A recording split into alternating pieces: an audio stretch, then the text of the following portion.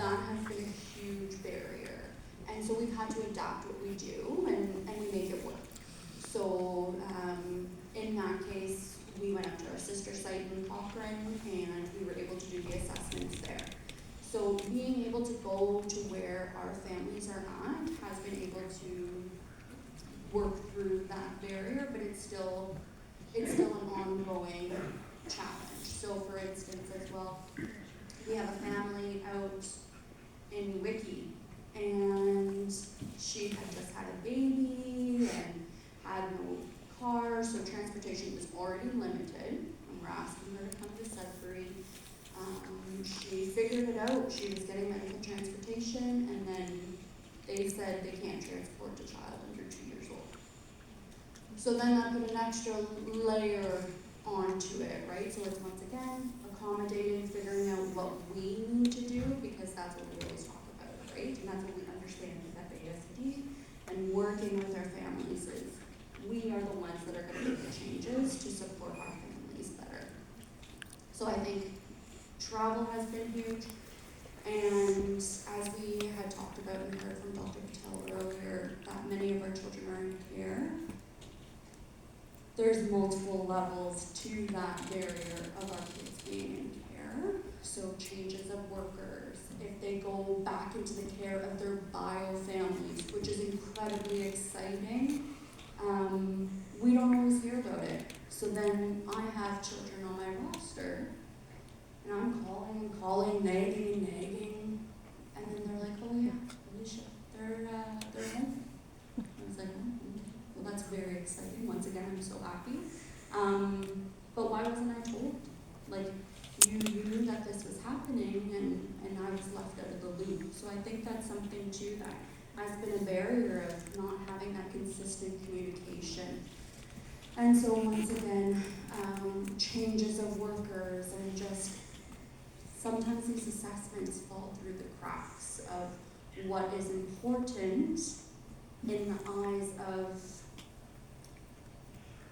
the child welfare organization, and trying to get their ducks in a row, and understandably so, and I can only imagine the work that our child welfare workers are doing, but the assessments fall through the cracks, and that's something that we're noticing too, and it not being a priority in the sense of we need to figure this out at this moment, and then we'll get to that, and then sometimes it's forgotten. So those are some of the biggest barriers, and just once again with our children being in care, we don't have that information. So that's another barrier that we have found, but that we've been working through quite well, I'd say.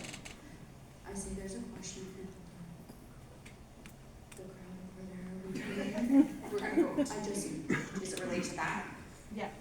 Do you want me to I can stop? You're good for stop? I just didn't want her to leave. We're going to go to questions in a minute, but I will ask. We'll go. Let's just do it. This is what we do. Okay, so, just a comment to your, barriers. Have you ever tried to do like some circle of care within that family, so you would have all agencies involved, like sitting in, so that everybody knew like what was happening and everybody was communicated and everybody had a role like for this family and everybody was informed on the same page? Have you ever tried? Yes, so I reach out and let everybody know of what's going on. And it's usually whoever's involved, and I leave it, if it's a kindergarten worker or production worker, I invite everyone to be there, and I constantly, whoever's involved, if it's a band rep or things like that, I include everyone I possibly can, just so we are all on the same page, right? And the more hands in the care, the better. So absolutely, that is something that we are doing. But then once again, with the change in workers and things like that, sometimes it's to no one's fault either. But it still can sometimes fall through the cracks. But I appreciate that. I'll ask you, Judy, the same question. What barriers are you seeing that be consistent? Well, we all know that there's so many gaps, and I remember being at a meeting, it was actually for the round table meeting for the FASD strategy, and I remember Saul Mamakwa was at our Far North FASD strategic meeting, and he was trying to talk to the folks that ran the meeting from the government that it's not about a gap, it's about a canyon, and the canyon is wide. So I think there's gaps at every level, that there's systemic gaps. You know, for an example, our school system has a system of exceptionalities, things that are deemed to be an exceptionality in Ontario, and FASD doesn't have its own category. And what the system will say is, well, FASD should fit into any one of the categories that exist to deem a child as being having exceptionality. But sometimes they fall then into the behavioral category. And I think everybody here in this room agrees that that's just not fair, because the behavior struggle is just pointing out to us where the problem, it's just the tip of the iceberg, and what's going on underneath is really what's happening. So there's gaps in every system. Another one is mental health, of course, in that mental health treatments sometimes haven't been accommodated or adapted to be concrete. So some mental health programs are funded. So play therapy, awesome. Equine therapy, amazing. But some of those are not in the mainstream, and they're not easily funded. We have gotten those funded through Jordan's Principle and other ways, which has been unbelievable, life-saving for at least half a dozen kids that I'm directly working with. So sometimes we have to make it up, and so that may be another area. I'm not sure if that question's going to come up, but the question about circles of support, another way that like just bringing in circles of support and create support and services with informal supports, and just get everybody working to the best of their ability to accommodate and change and do things in the way that the child needs. So I've seen like really strong support plans come more from informal supports, and by just bringing on board people from the team and getting them to accommodate their approach. And I could go on and on about that, but that's all I'll say for now. Karen, would you like to add some more to that? Sure, I agree with everything, by the way, totally. I think for us, the concept that FASD is a lifelong disability, and that supports like almost like drop right off hard at 18, just when our friends with FASD need it the most, and we find that is not, because chronological age doesn't always match developmental age. We're asking sometimes 9-year-olds to be making adult decisions, or 10-year-olds who that's where they're at inside. So I find that artificial line at 18 is sometimes a huge barrier, but the thing that just really worries me the most is just how dramatically the supports drop off at that point. And that transition is hard regardless of who you are at 18. But particularly harder if you don't have all of the tools to navigate that successfully. The other things that we find are, despite trainings and people learning about FASD or becoming aware of it, we still run into people who have difficulty putting into practice what they've learned, let's say at a presentation. And so what happens is people have been trained and consider themselves FASD informed, and I always say if someone ever claims to be an expert in FASD, we should probably run screaming in the other direction, because there's no such thing. And we all bring a piece of the puzzle to the table, but no one can claim to be an expert, because everybody is very unique in their walk and their journey. So sometimes I think when people get a little bit of knowledge and they aren't really coached and guided on how to implement that in their practice, whether it's a medical practice or an educational practice or a judicial system practice or, you know, police services or whatnot. Like, it's a one thing to have kind of an intellectual understanding of FASD, and it's quite another to kind of get that living experience or an appreciation of the living experience, because we still so much get people interpreting what, you know, what are historically been called behaviors as an intentional thing, as opposed to, I think it was Judy that was explaining that it's really more an indication that something's not working. You know, it's a form of communication to let us know that we need to step in and walk alongside people for a while. And so I mean, that takes time to develop and get to that place. And like I said, no one is ever 100% there in terms of knowledge, because we always have more that we can learn. But yeah, just that, getting that comfort for people who interact on a daily basis with people with FASD, just getting that comfort and being able to understand what they're seeing and what that really means in terms of a brain-based disability. So we're gonna open it to the audience. I have a couple more questions, but I want you guys to have a chance to ask some questions first before we do any more. I don't want to run out of time because I know diagnostics is a big thing for communities. So if you have any questions about diagnostics or any things you've heard, please.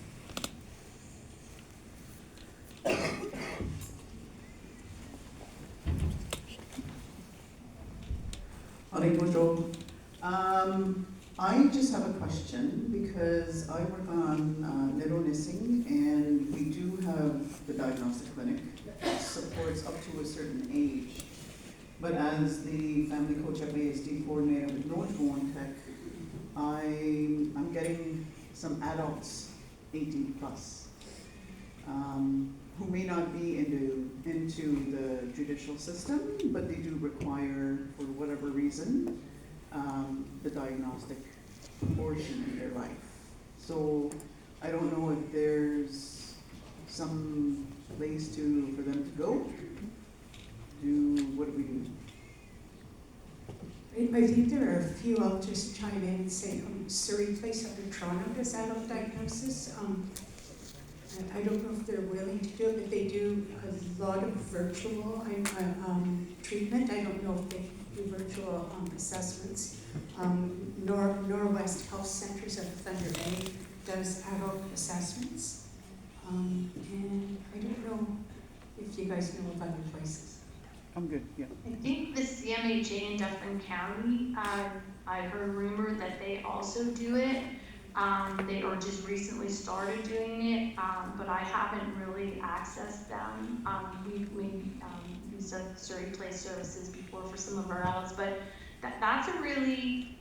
we touched on a really kind of tender point. I had a family of 3 young ladies who I could only bring one through for diagnosis, even though mom asked us to bring all 3 through.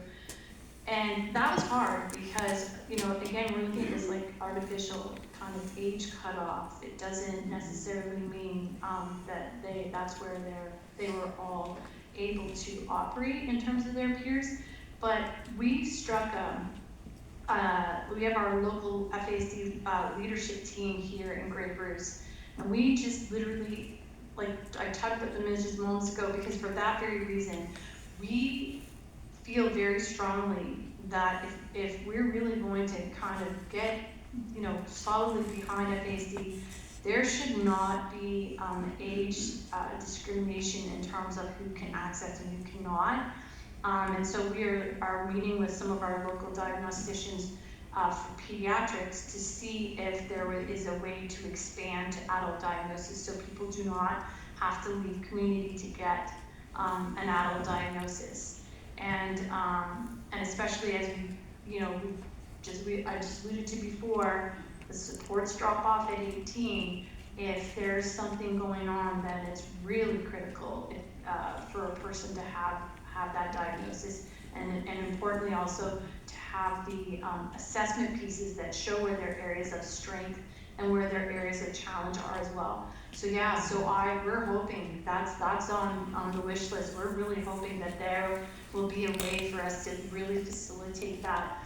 And if anyone finds out, anyone else who knows that, but Surrey Place seem to feel that if you can demonstrate the need in your community and write a proposal, then maybe, you know, there's somebody somewhere that will hear that. So that's our hope.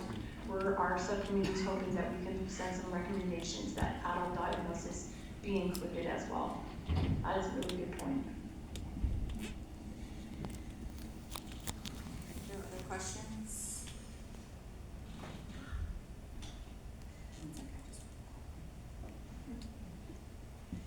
Oh, okay, perfect. My horse. I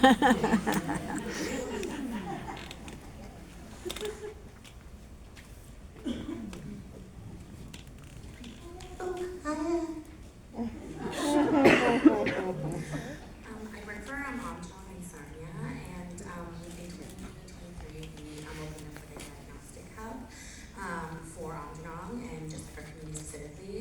Our community is pretty small, so like we haven't had a lot of families access it, but I feel like my main question is now that I've taken over as the coordinator of the hub, it's just like because our community is so small, like what would be like a priority for like supports to have in place to be able to offer like for immediately like after the diagnosis? So like I'm kind of struggling to get families on board with even going through the diagnosis, but I'm also feeling like even if I did have a family go through and get the diagnosis, we have supports like in town in the city near our reserve, but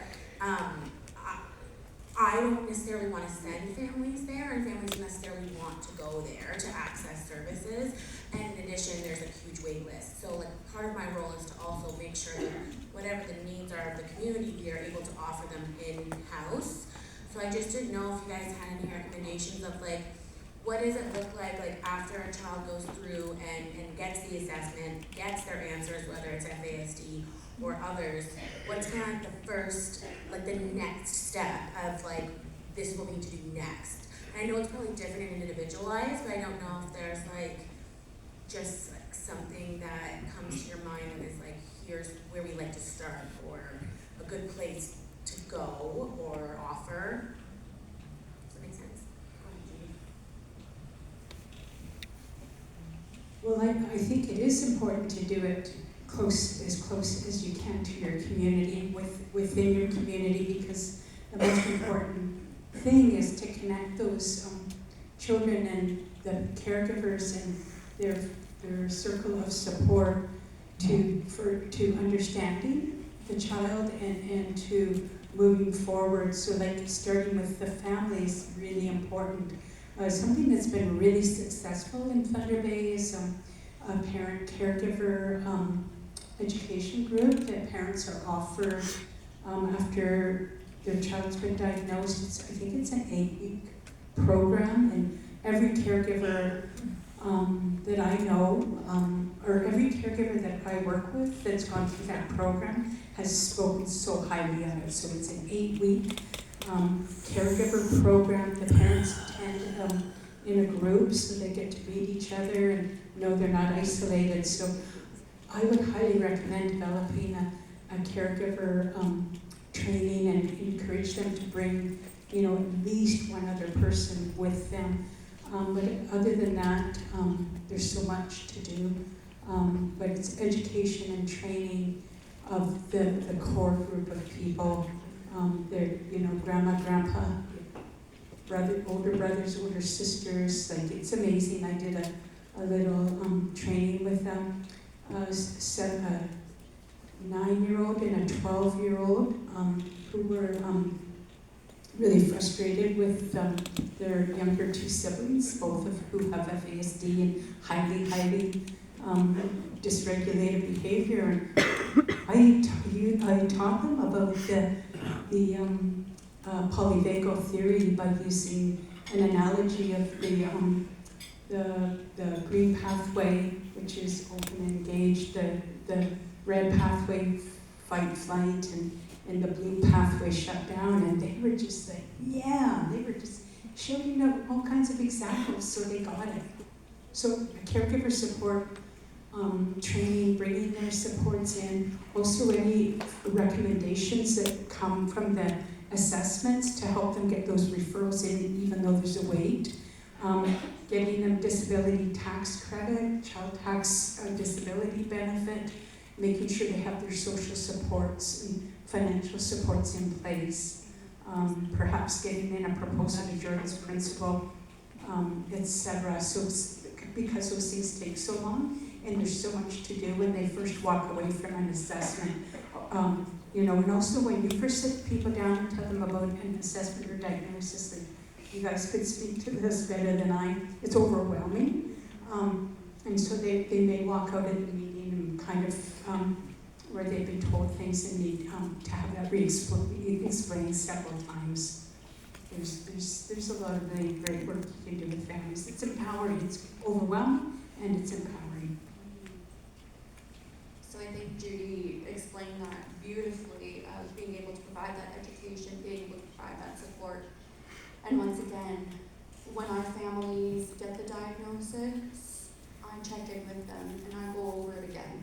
So I'll say, okay, now let's sit, let's deconstruct, ask those questions that you weren't comfortable asking, because when you're doing the round table, it's the whole multidisciplinary team, and they're all just kind of like staring at you while you're there, and like it's very intimidating. So I said, listen, you're here, have an extra person here to be your extra set of ears, and we'll go through it again after.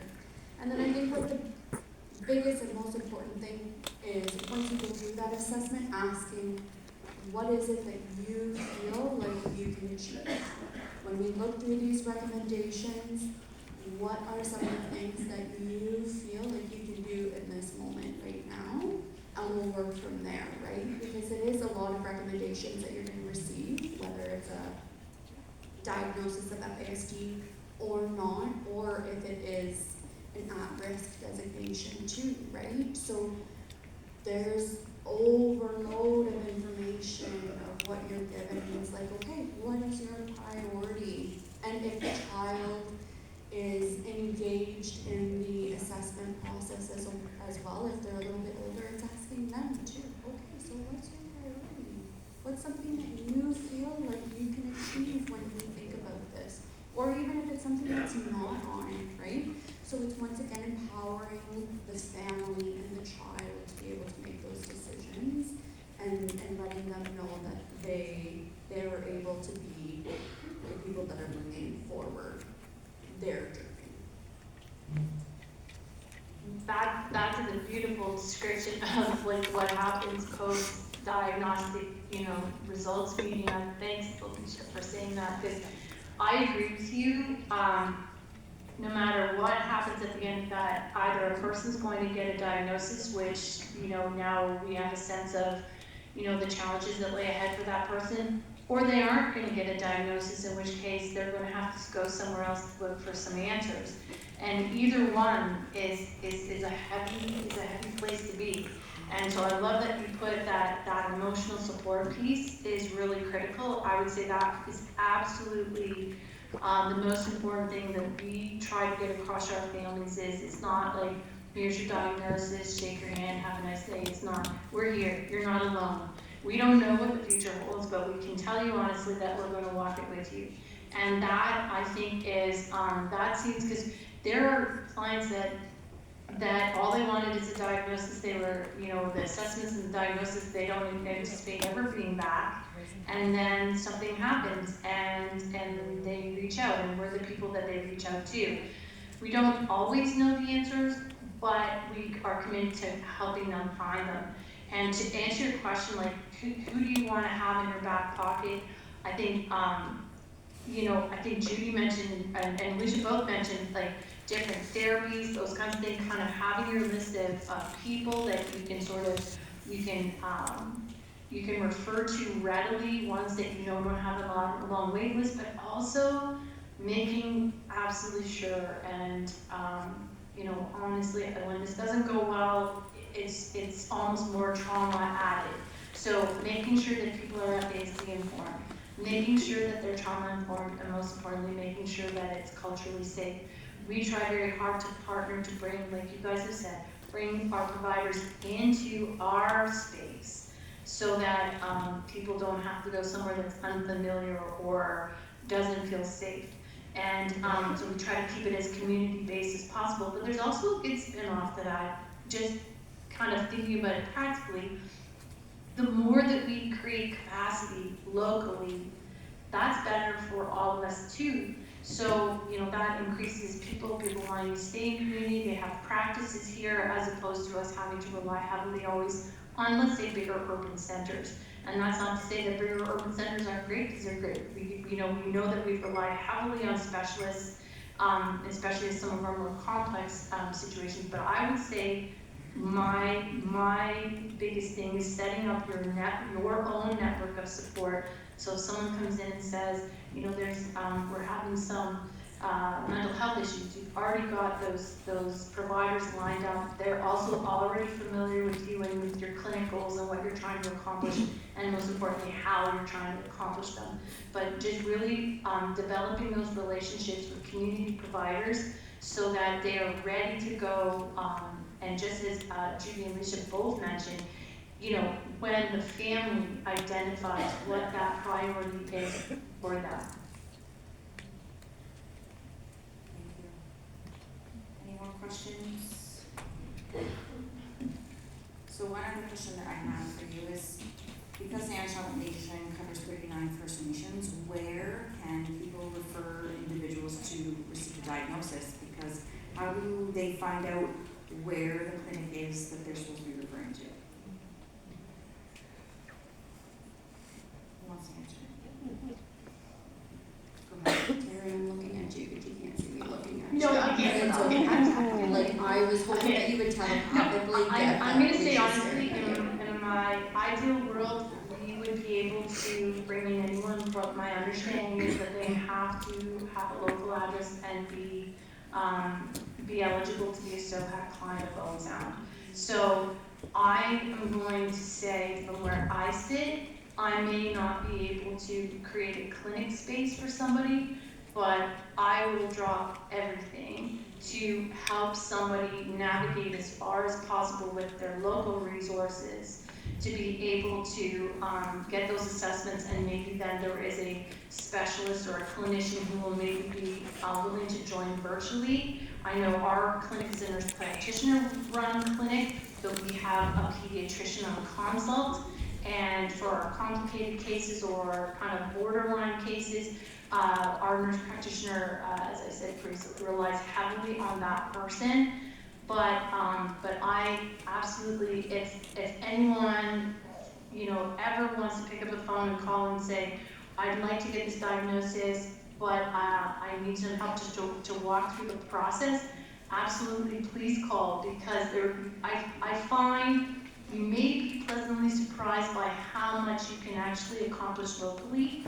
And then if you know the right, let's say, tools to use and questions to ask, and I relied on people to show me that. So absolutely happy to share not a lot, but what I know, and to be help you go as far as you can in community, so that maybe it's just only a piece that has to be done outside, or has to be done maybe virtually in combination with somebody outside. I hope that helps, but please call, because I know what it's like to feel like that. Like, I don't know, yeah.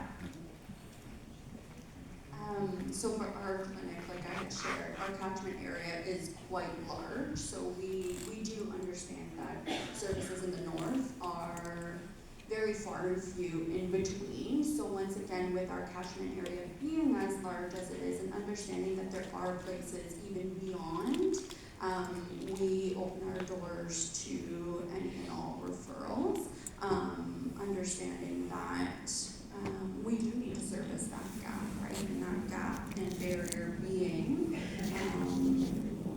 not being able to get culturally safe and culturally relevant FASD diagnostic services.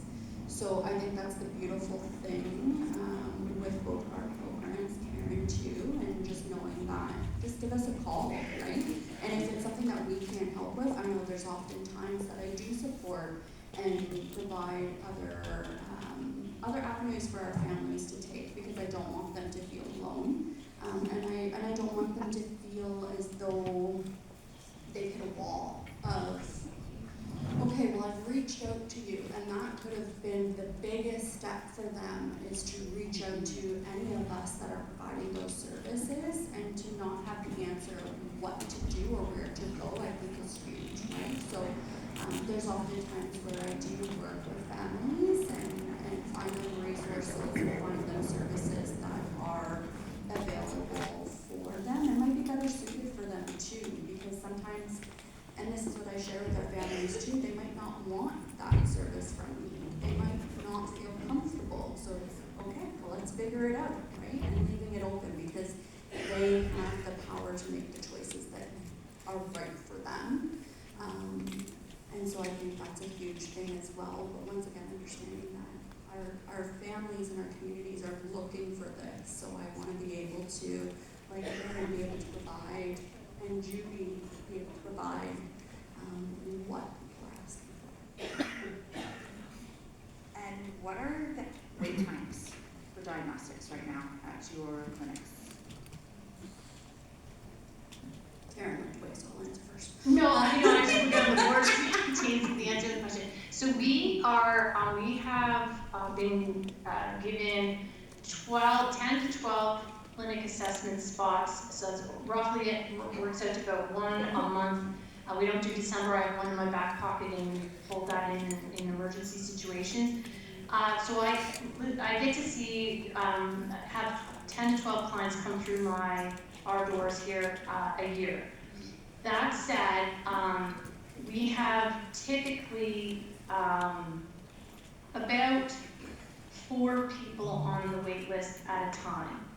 Now, we do try to triage people who are aging out because of that artificial age line again. We will prioritize them, prioritize people who, for whatever reason, their situation is not as stable as we would like it to be. So for whatever reason, they may get prioritized.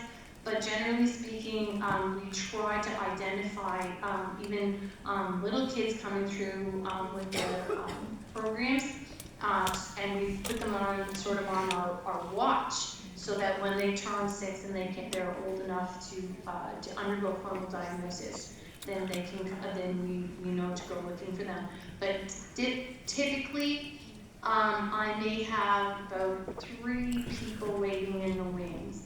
If their situation were to change and they needed to get in quickly, that would bump them up to the top of the list. I kind of want to mention this, but it kind of makes me sad to do it. But really, we are also very keenly watching youth and young adults who are at risk for harm, self-harm, exploitation, involvement in the justice system. We will prioritize that. I will pull out that 12th emergency assessment and use it right away. So if I don't use it throughout the year, I use it at the end of the year for just a regular assessment anyway. And our clinic runs very similarly to the way in which Karen operates as well. So we will triage too. For our kids that are going to be aging out, we do want to get them in as fast as possible, just so we can ensure that they are given the supports to be successful once everything kind of just stops for them. And then very similarly, if we do have children and youth who are high risk, then we do want to prioritize that as well. But once again, very similarly, we're like 3 to 4 months wait. So we ensure that we are making it as fast as possible, and we're getting people in because there is such a high need.